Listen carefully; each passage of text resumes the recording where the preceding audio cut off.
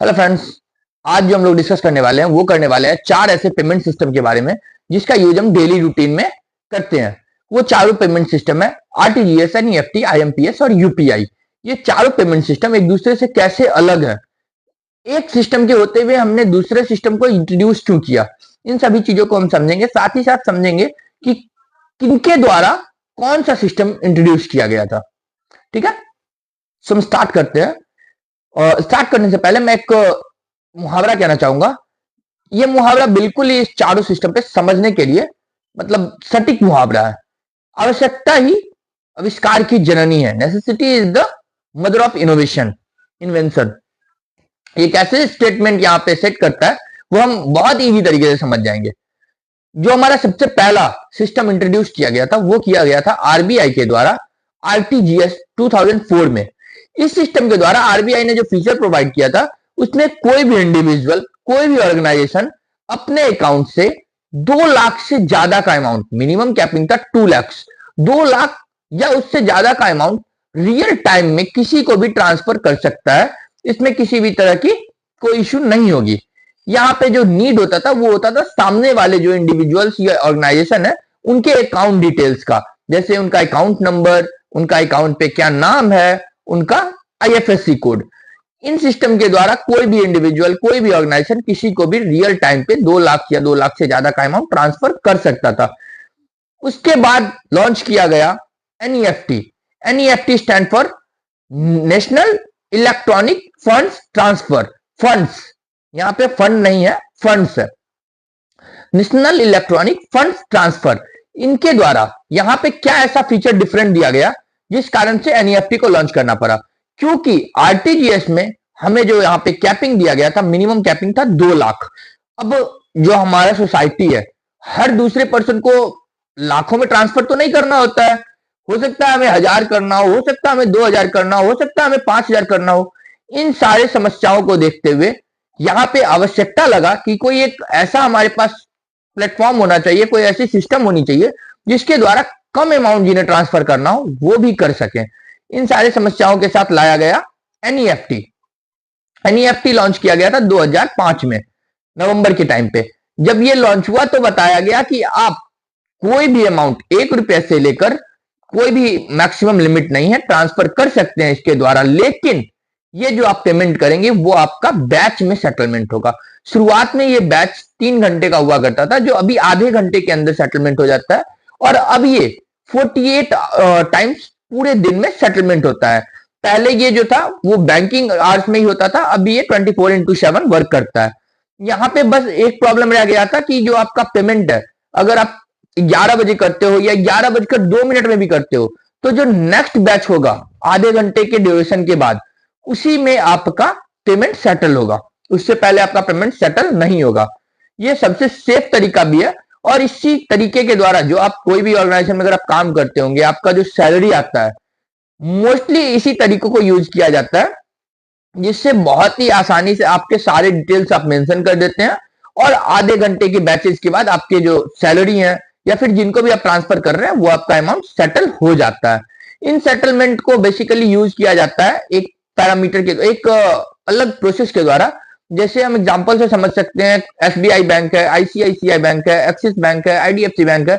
सभी बैंकों के पास हर आधे घंटे में कुछ ना कुछ एनईएफटी के कस्टमर जो है वो अपना पेमेंट भेजते होंगे। तो बैंक्स अपना एक लिस्ट बनाती है कि हमारे पास अभी कितने कस्टमर्स का कितना कितना अमाउंट का एनईएफटी आया है, और सामने वाले बैंक से जब बैच स्टार्ट होता है उस टाइम पे वो बताती है कि अभी हमारे पास इतने ट्रांजेक्शन आए हुए हैं। और सेम दूसरा बैंक भी यही चेक करता है, हमारे पास इस बैंक के लिए इतने ट्रांजेक्शन आए हुए हैं।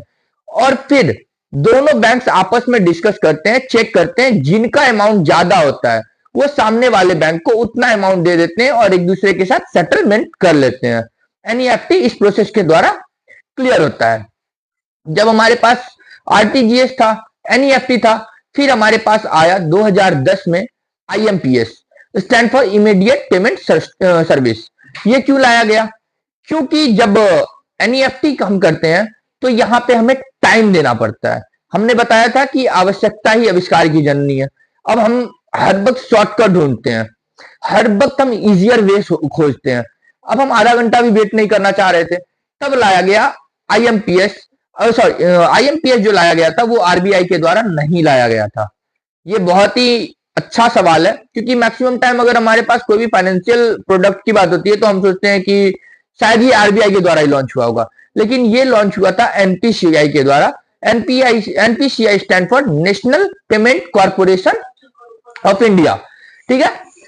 और ये लॉन्च हुआ था 2010 में, जिसके द्वारा आप कोई भी पेमेंट किसी भी पर्सन को 1 रुपए से लेकर 5 लाख तक, जो पहले 2 लाख था अभी 5 लाख तक हो चुका है, 5 लाख तक सेम टाइम पे ट्रांसफर कर सकते हैं। ये आप ऑनलाइन यूज कर सकते हैं, आपको इसकी सुविधा बैंक में जाकर नहीं मिलती है। जैसे आरटीजीएस है, एनईएफटी है, ये आप बैंक जाकर भी सुविधा ले सकते हैं, अपने घर अपने फोन से भी कर सकते हैं, नेट बैंकिंग के द्वारा, मोबाइल बैंकिंग के द्वारा। बट आईएमपीएस जो है उसे आपको अपने फोन से ही यूज करना है, बैंकिंग से ये सर्विस नहीं मिलती, बैंक से बेसिकली ये सर्विस नहीं मिलती है। इसके बाद हमारा लॉन्च हुआ 2016 में रघुराम राजन जी के द्वारा UPI. UPI stand for unified payment interface. UPI को लॉन्च करने में बहुत सारे अलग अलग ऑर्गेनाइजेशन का हमारे पास सपोर्ट था। जैसे अगर हम बात कर लें, यूपीआई में सपोर्ट मिल गया हमें नेटवर्क का, क्योंकि हमारा नेटवर्क सस्ता हुआ, नेट सस्ता हुआ, तभी यूपीआई यूज करना बहुत ज्यादा इजी हुआ। उसके बाद हमें यहाँ पे हेल्प मिल गया मोदी सरकार का, क्योंकि ये नए नए इनोवेशन में बहुत ज्यादा अपना ध्यान दिए। तो ऐसे हेल्प के साथ हमारा यहाँ पे लॉन्च हुआ यूपीआई, जिसमें हम 1 रुपए से लेकर 1 लाख तक का पेमेंट, क्योंकि यहाँ पर हमारे पास हमने जो पहले तीनों पेमेंट सिस्टम पढ़ा, इसमें हमें चाहिए होता है सामने वाले कस्टमर का अकाउंट डिटेल। इन प्रॉब्लम को भी हम हमेशा शॉर्ट ऑप्शंस ढूंढते हैं, शॉर्टकट ढूंढते हैं, इजियर वे खोजते हैं। इन तीनों में ये इजियर वे नहीं था, तीनों के हमें सारे डिटेल्स पहले फिल करने पड़ते थे, बेनिफिशियरी ऐड होने के बाद ही पेमेंट हो पाता था। इन प्रॉब्लम को सॉर्ट करने के लिए आया यूपीआई, जिसमें हमें कुछ नहीं करना होता, एक छोटा सा हमारे ईमेल आईडी की तरह लिंक जनरेट होता है, जो कुछ भी हो सकता है, आप कस्टमाइज कर सकते हैं, उसके द्वारा आप पेमेंट कर सकते हैं, मोबाइल नंबर के द्वारा आप पेमेंट करते हैं। अभी हमारे पास ऑप्शन है स्कैनर का भी, स्कैनर से भी हम पे कर पाते हैं। तो ये चारों हमारे पेमेंट सिस्टम है। इससे हमें यह भी समझ में आ गया कि कौन से प्रॉब्लम को सॉर्ट करने के लिए कौन सा सिस्टम लाया गया, और इससे हमें यह भी पता चल गया कि कब कौन सा पेमेंट सिस्टम जो है हमारे पास लॉन्च हुआ था। अभी हम शॉर्ट में समझ लेते हैं कि कब कौन सा पेमेंट सिस्टम यूज होता है। तो जब हमारे पास मैक्सिमम अमाउंट होता है, इवन 2 लाख से